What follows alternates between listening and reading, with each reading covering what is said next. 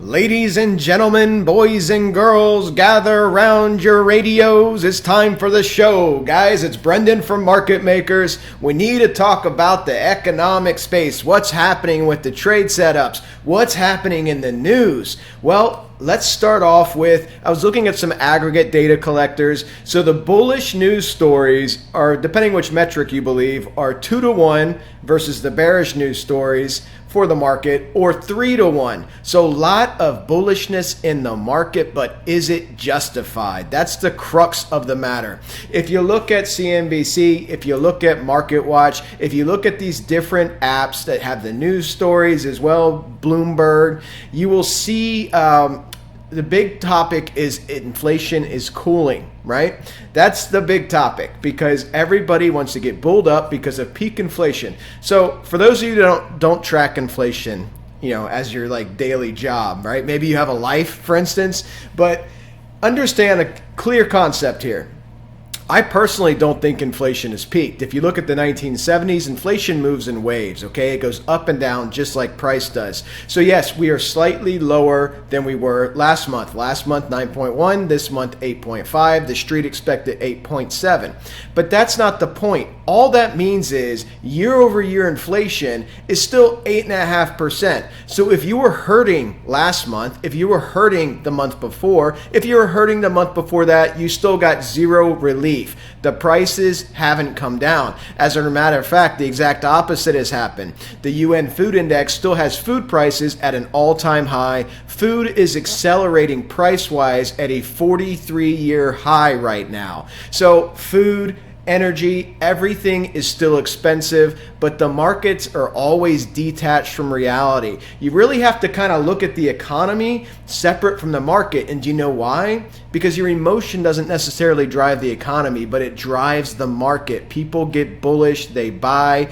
Overall, if you look at a 100-year chart of the market, of course, the bullish is to be biased because even with these 3 sigma crashes, the market goes up. But that's the normal bullish bias. So what we need to do with the TA perspective is look at the key resistance levels, understand market cycles. Michael Burry sent out a tweet. It's been all over Twitter, people retweeting it, people just saying it on their own. But in the dot-com crash, the NASDAQ went up over 20% 7 times, okay? So these bear rallies are very normal in a bearish market. This is not a buy the dip time, guys. So the economic indicators around us, as they crater, as they get weaker, as demand gets destroyed by design, which is what the Fed is doing with its rate hikes, not to mention the quantitative tightening that doesn't start until September. $95 billion a month, okay? $95 billion a month in quantitative tightening. We don't know. This is unprecedented. What's going to happen with the quantitative tightening? It's not going to be a bullish thing, I can tell you that. It's drying up liquidity, guys, and raising rates. The Fed will not pivot until they break something. That is my thesis. I think it is a thesis that is shared by many people in the know. The Fed has to get rates up. Today, Argentina, I was talking to Ricardo in the room, Argentina last night hit 71% inflation. 71%. They just raised their rate 950 basis points. 950 basis points to 69%. They are still underneath inflation. You have to have inflation under control, your rates above inflation. The only other thing you can try to do to bring inflation down is demand destruction, which is what the Fed is trying to do. They're trying to destroy demand, intentionally slow the economy. Let's put this all together, guys. What are companies? How do they make money? They sell products, they sell goods, they sell services. If people, meaning the consumer, we are a consumer-driven economy. If consumers stop buying certain products, stop taking vacations, really get nitpicky about what they're buying for food, are they going to buy that new car or wait? Their wages are down versus inflation, even though wages are up 5%. That is under the inflation number, so they lost money. So if you think about it like this, if wages are up 5% year over year, but inflation is up 8.5%, you have a 3.5% gap. And then on top of that, the average food inflation is roughly 20%. Okay, so you've lost 25% of your purchasing power, 25% pay cut just when you buy food, and everything else, airline tickets, all these other items are going up as well. The consumer over time is going to be worn down and is not going to spend as much money. So you might not get that new iPhone that's an incremental upgrade over the previous iPhone. Nvidia, the semiconductor space, they're already forecasting weaker profits. Guys, it takes time to unwind. I'm not trying to be a perma bear here. I'm telling you the state of the economy.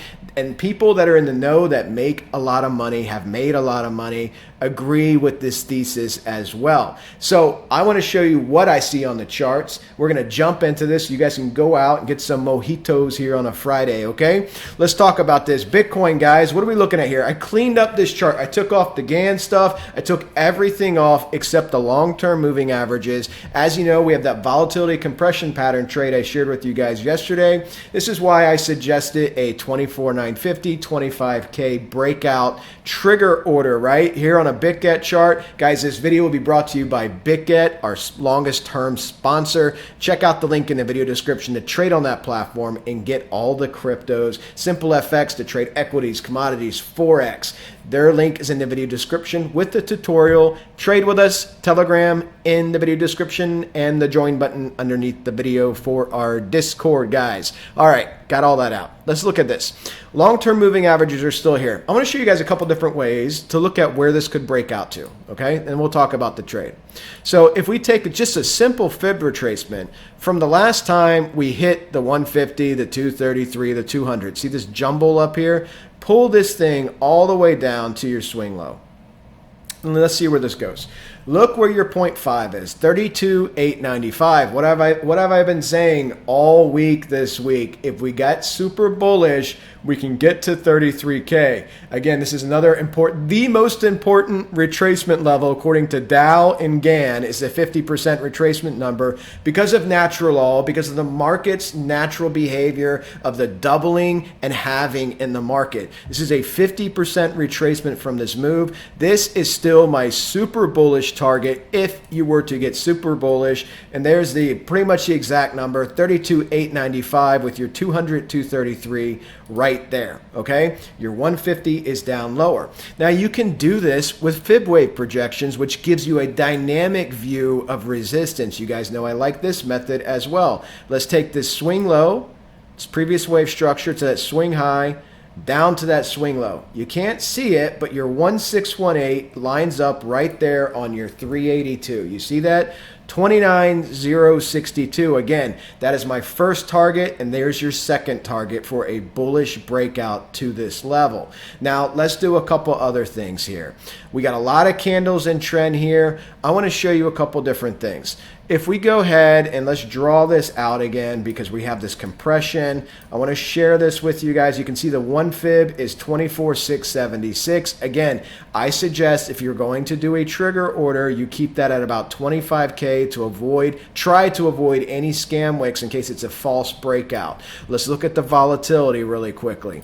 Volatility, super compressed. It keeps getting tighter, guys. There is a move incoming. It is a move up to resistance and then a fall afterwards. I saw some of the comments saying, I thought you said Bitcoin was going down. Why are you talking about a long? Guys, price moves in waves. I'm looking for a punch up and then a punch back down. That's what I'm looking for. We're trying to determine where that can go to. 29K and that 33K are my two primary targets I'm looking at. So we see the volatilities there. Where's our volume at? Look at the volume, guys. This is the most recent trend here. Again, the more candles you pull in, the volume will show you some different things. But the volume here is very important. You have this deficit. You see this deficit here? That deficit can be filled, and where does the volume pop out at? This cluster of candles, guys. That cluster of candles right there at 29K. Again, first target potential 29K. If you can defeat that cluster of candles, you're 200, 233. okay? And if you start pulling in more candles here, going back to that, you can see where you get more and more volume resistance. Yes, you have a pocket here. I don't think there is enough money in the market nor enough time in the market to get you any higher than that 33K level. Again, remember, what are long-term moving averages, guys? The market, the asset has sold above that price and below that price, and this is your average, okay? So this is still going to be your problem. In the other markets, I'll show you that as well. Look to be making the tops as they all approach, as predicted, the 1618 that we've laid out for over a week now. All the markets are moving to the 1618 with their 200 in confluence, okay? So this is still what I'm looking at, guys. And if you missed yesterday's video, I'm going to draw this whole thing out again, but watch yesterday's video. I lay out the VCP pattern. There's your cup. Here's your wave projections getting tighter and tighter. This is a volatility contraction pattern, and you're looking for a pivot back out. Again, I would suggest, if you want to avoid scam wicks, not financial advice, just what I'm doing, I'm putting a trigger order at 25 because there's always the possibility this just breaks down and falls apart, okay? And you just get an impulse move down. I do think this wave is going to come up right here. This makes so much sense logically right here for this to come up right at that 29K target. You can capture this profit on this pump if this does break out. Watch yesterday's video as well if you want to see the stop loss layout. I was suggesting using a stop loss based off your previous wave structure down in this area and using that stop loss dynamically, meaning once you do get in profit, always protect your profits, tighten your stop loss at least to break even, okay? Let's look at the 8-hour for Bitcoin, and let's look at the other markets. 8-hour. As you guys know, the weekly 233 is on top of us, but so is the 8-hour. You can see the trend-based fib projection once again giving you that 29,062 target. So you can see this here. Your 233 on the 8-hour is also laying on the 1 fib, that 24,676, and you're getting some wicks above it. You can see here on the money flow making a double top. Want to find this as support here and bounce back up. This still is a bullish accumulation pattern, okay? This is a bullish accumulation pattern, but pumping to resistance is how I believe this will play out.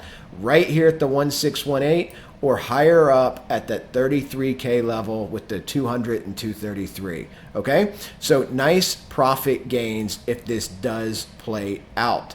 I don't see a bullish scenario with the economy contracting. This is an 18% gain, guys, coming up from the 1 fib to the 1618.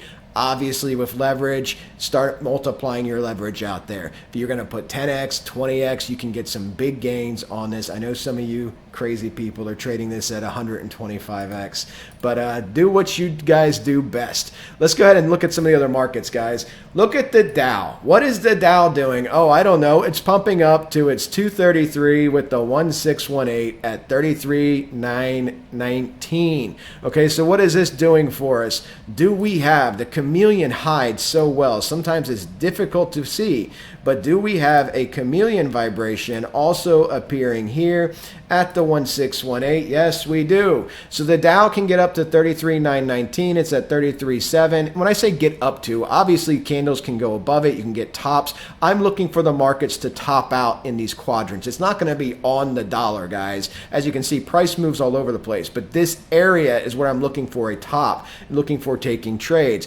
Personally, don't do anything with the Dow. It's only 30 companies. The DJI, I'm not interested in that. It's too small of a sample size. However, let's jump over to the S&P. S&P, we've been talking about it all week. I told you it needs to pump. It had room to run to 42.71. It's at 42.69, almost at 42.71. Here's your 200. Again, what's the S&P going to do, Brendan? Well, I think the S&P is going to do something like this. It's going to start making a top around the 1618 and the 200, okay? That's what I expect to happen. And once it does that, let's see if we have a chameleon here. I bet you we do. Because the markets, guys, this is what I'm trying to explain to the crypto people all the time. The markets have symmetry. The same money from the same players is in all of these markets, okay? Very key concept, boom, chameleon pattern. Very key concept to understand that the markets have the same players in them. This is why they make the same pattern structures regardless of whether you're looking at the Russell, the NASDAQ, the Dow, the NASDAQ will go here. Whoa, I want to show you one more thing on the SPX. Pumping up on the money flow, about to get to the overbought area. Again, price rise, low volume, below average volume, regardless of the chart you're looking at, below average volume with a substantial price rise, volume divergence. I do believe you're going to make a top, guys. NASDAQ, same thing. Yes, the NASDAQ's pumping up. It hasn't reached yesterday's level yet still. And again, we're right here in the neighborhood of the 1618. Your 200 on a NASDAQ is higher up. 14K. Could it get there? I mean, I guess it could if it wants to outperform, but it's having a lot of resistance here at this level. I anticipate it rolling over still, okay? This is still what I'm looking at on the NASDAQ. Again, approaching the overbought territory on your money flow. Looking at the accumulation distribution, flat, okay? So you have, again, volume divergence coming up here as well. Let's look at the Russell, guys. The Russell, here's your 200. Here's your 1618, 1997, and you're getting volatility in the range. You're going to do this when you make tops, okay? When you make tops, you come up to a level, you pull back, you go up, you pull back, you go up, you pull back. This is how you make double tops, head and shoulders, things like that, okay? So nailing things to the dollar is not the easiest thing to do. I don't trade tops and bottoms to the dollar. I trade in the area with peak resistance, try to get a top as best as I can using Fibonacci, using volume, using different indicators, my own judgment, macro market space. But this is an area I still like, guys. 1997 and right now at 2012. I like this area. This is a trade that I am in. NASDAQ also, trade that I was in. S&P is pumping up. Want to see if this comes up to the 200. But lots of different trading opportunities, guys. Lots of trading opportunities for these chameleon patterns on every single marketplace. Let me look at the Russell Volatility Index, something I want to show you guys. So if we look at the Russell Volatility Index, because the volatility has been dropping since the Russell's been pumping, okay? So we look at this. Go ahead and get the Russell volatility. Where is it going? It could go to the 1618 at 2211. And when it does, these spikes up, we're going to have some price movement, okay? So what I'm seeing here is the volatility is dropping, volume's dropping, price is rising. You're going to create a top, and then you're going to have a crescendo on the way down. And I'm looking at the 618 on all these patterns slash the 50-day moving average for those of you at home that want to look at this as well. Simple moving average, 50-day for where the next retracement would be, which if this holds, guys, this is still a higher low from your base. You see that? It's still off the June lows. So if that holds, you come back up. But you're going to have a big retracement in these markets. These were face rippers. The markets totally misread what's happening in the environment, okay? They misread what's happening with inflation. They misread what's happening with the economy because the markets are emotional and it is fed. That emotion is fed by the media. 2-to-1, 3-to-1 bullish stories. Everybody's giving their stock recommendations. Everybody thinks this is euphoria. That just will never end. Buy the dip, buy the dip. Guys, it's going to turn back around. People are going to have a shocking reality of what happens in recessions. In the very beginning of a recession, with the Fed doing what it has to do, what it's told you it's going to do, the market will get worse before it gets better. We still have to come down, capitulate, make a real bottom for another bounce. And we will see that in the markets, guys. Today's Friday. Next week, we should see our topping action. Topping actions can take some time. It could be a whole week's worth of candles, could be 2 weeks worth of candles, or it could just be a few candles and you start to roll over. But we'll watch because we're going to make a Wyckoff structure somewhere up here in all these trading ranges of the 1618 with the 200, and you'll start to see some downfall occur. All right, guys, hope you enjoy this video. Hope you guys have a fun Friday night. I don't know what I'm going to do. Might get some Mexican food, go listen to some music, and try to be somewhere by the beach. That's why I moved to Southwest Florida. I got the shirt on, so we'll go check it out. All right, guys, have a fantastic one. I will talk to you in the comment section below, my friends. All right, peace.